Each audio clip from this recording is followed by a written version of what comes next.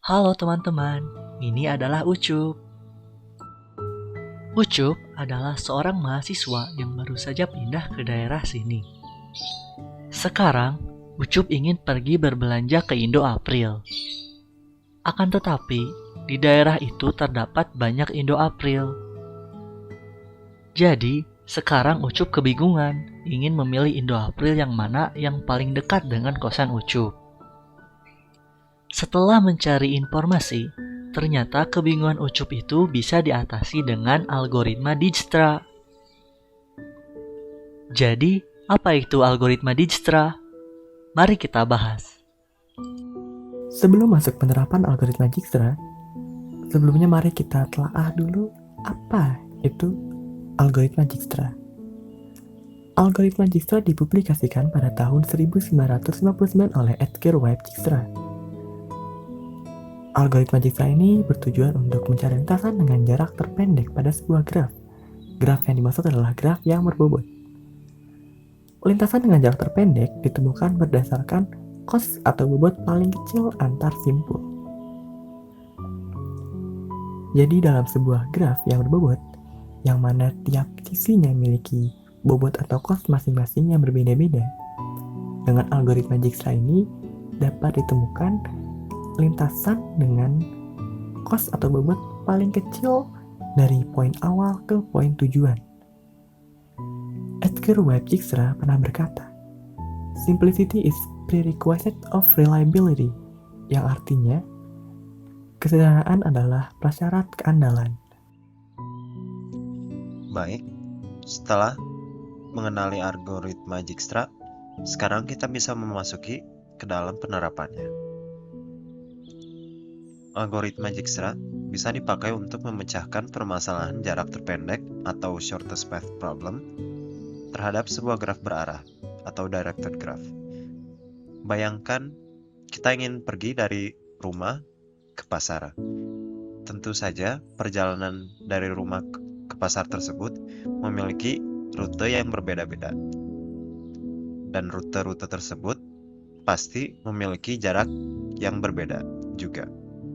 Lalu, tentu saja kita ingin memilih rute yang memiliki jarak yang terpendek untuk menghemat tenaga ataupun bensin.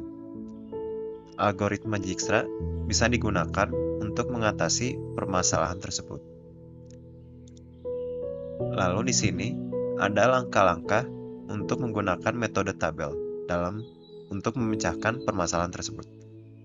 Yang pertama adalah buat tabel dengan kolom sebagai tempat nilai atau jarak dari simpul, sedangkan baris sebagai posisi simpul. Kedua, pilihlah simpul awal dan simpul tujuan. Syaratnya harus terhubung secara langsung. Ketiga, hitung nilai atau jarak dari beberapa simpul tujuan yang dipilih.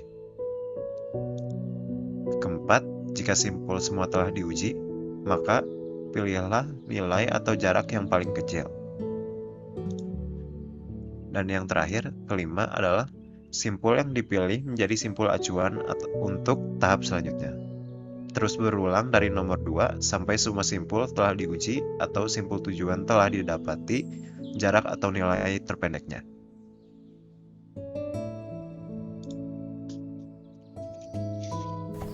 Oke, karena sebelumnya sudah dijelaskan langkah-langkahnya, kita langsung saja ke soal penerapan algoritma Dijkstra. Nah, ini contoh soalnya ya. Carilah rute terpendek dari simpul A ke simpul G. Kita langsung saja, ini tabel pembahasannya. Nah, kita bahas satu persatu ya. Nah, dari simpul A ke simpul A itu bernilai 0. Lalu selanjutnya kita dari A ke B. A ke B bernilai 5, berarti 5AB. Lalu selanjutnya A ke C bernilai 7, berarti 7AC. Dan selanjutnya A ke D 12, berarti 12AD. Nah, mengapa pada kolom E, F, juga G ini ada tanda tak hingga atau infinity. Nah, karena dari simpul A ke E maupun A ke F ataupun A ke G tidak berhubung secara langsung. Jadi kita langsung pakai tanda infinity atau tak hingga ini. Nah, selanjutnya kita cari nilai yang paling sedikit atau nilai yang paling pendek, yaitu 5A ya. Jadi selain angka 0 ya. Nah, 5AB. Nah, berarti 5AB itu ada di kolom B. Berarti selanjutnya adalah kolom B. Nah, lalu B kita ini turunkan ya, 5AB. Selanjutnya dari B ke C. B ke C adalah 1 ditambah nilai sebelumnya adalah 5. Berarti 6ABC. 6ABC. Lalu selanjutnya B ke D. B ke D. B ke D itu tidak berhubungan secara langsung, jadi kita turunkan saja nilai yang sebelumnya, yang di atas ini, dari 12 AD.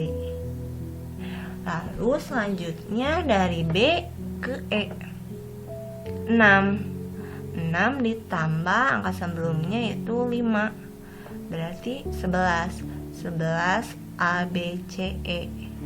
ABCE. Nah, selanjutnya B ke F. B ke F tidak berhubungan secara langsung. Berarti kita pakai tanda tak hingga atau infinity. Maupun B ke G pun sama ya. Lalu selanjutnya kita cari nilai yang paling kecil atau rute terpendek antara selain 5. Berarti 6 ABC. 6 ABC ada di kolom C. Berarti selanjutnya kita turunkan 6 ABC. Lalu C ke D itu 1 ditambah 6, hasilnya 7A B C D. Nah, selanjutnya dari C ke E. C ke E 5 ditambah 6 11. Kenapa 11 ABCE bukan 11 ABCDE? Karena tidak bisa ya ABCDE, karena ini kan berarah ya. Jadi kita 11 ABCE. Nah, selanjutnya dari C ke F. C ke F 10 ditambah 6 hasilnya 16. Berarti 16 ABCEF. Nah, selanjutnya C ke G. C ke G tidak berhubungan secara langsung ya. Berarti langsung saja tak hingga atau infinity. Nah, kita cari lagi mana sih yang paling sedikit nilainya. Yang paling dikit itu selain angka 6 ini yaitu 7 ABCD. 7 ABCD ini ada di kolom D. Berarti selanjutnya kita tulis kolom D. Kita turunkan lagi 7 ABCD. Nah, dari D ke E itu, dari D ke E tidak berhubungan secara langsung. Berarti kita turunkan lagi angka ini, angka yang di atasnya ke bawah. Nah, selanjutnya dari D ke F. D ke F itu 13. Nah, 13 ditambah 7 20. Kok di sini 16? Karena 20 lebih besar dari 16. Jadi kita turunkan saja yang 16, yang terpendek. 16 ABCF. Nah, selanjutnya dari D ke G itu tidak berhubungan secara langsung ya. Jadi kita tak hingga. Lalu selanjutnya kita seperti biasa lagi cari yang paling kecil selain 7 ABCD. Berarti 11 ABCE. 11 ABCE ada di kolom E. Berarti kita tulis kolom E. Kita turunkan lagi seperti biasa 11 ABCE. Lalu dari E ke F. E ke F itu 12 ditambah 11. 2 ditambah 11 berarti 13 ABCEF. Nah, dari E ke G. E ke G itu 7 ditambah 11 Hasilnya 18 A, B, C, E, F, G. Nah, kita cari lagi mana yang terpendek atau terkecil selain 11. 13 ini ada di kolom F. Kita tulis lagi kolom F. Nah, kita tulis 13 A, B, C, F. Lalu dari F ke G itu 3 nilainya ya. 3 ditambah 3 adalah 16. 3 ditambah 13 ya maksudnya. 3 tambah 13 hasilnya 16 A, B, C, E, F, G. Nah, udah beres.